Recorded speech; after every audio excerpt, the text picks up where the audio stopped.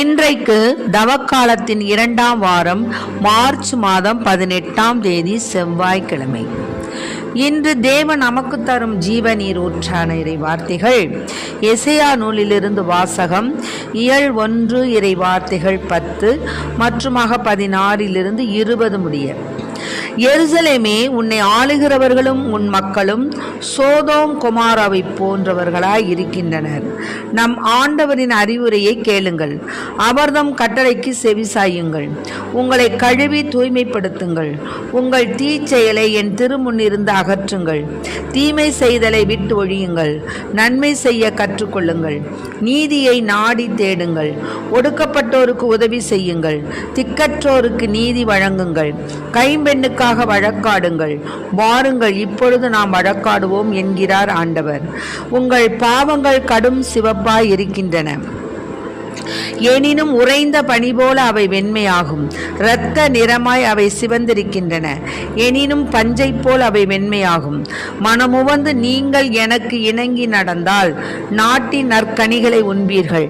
மாறாக இணங்க மறுத்து எனக்கு எதிராக கிளர்ந்தெழுந்தால் திண்ணமாய் வாளுக்கு இரையாவீர்கள். ஏனெனில் ஆண்டவர் தாமே இதை கூறினார். ஆண்டவரின் அருள்வாக்கு. இறைவா உமக்கு நன்றி. அன்பென்னும் வீணையிலே நல் ஆனந்த குரலினிலே ஆலய மேடையிலே உன் அருளினை பாடிடுவேன். ஆகமென்னும் கோவிலிலே என் தெய்வமாய் நீ இருப்பாய். அன்பென்னும் விளக்கேற்றி உன் அடியினை வணங்கிடுவேன்.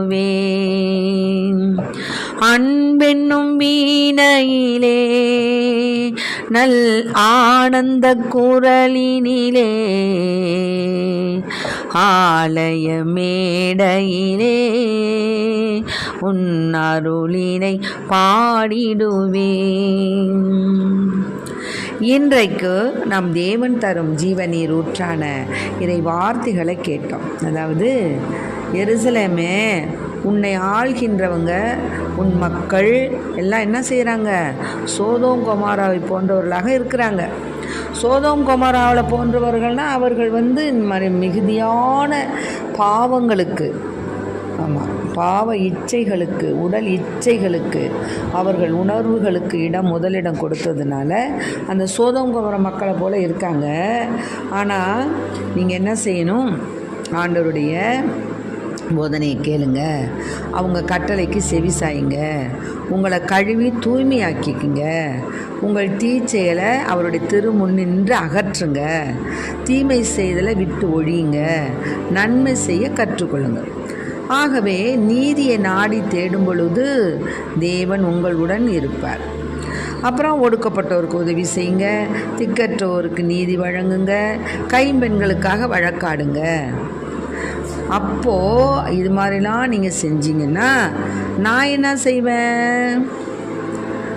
நான் உங்கள் பாவங்கள் கடும் சிவப்பாக இருந்தாலும் அதை உறைபனி போல நான் மாற்றிடுவேன்.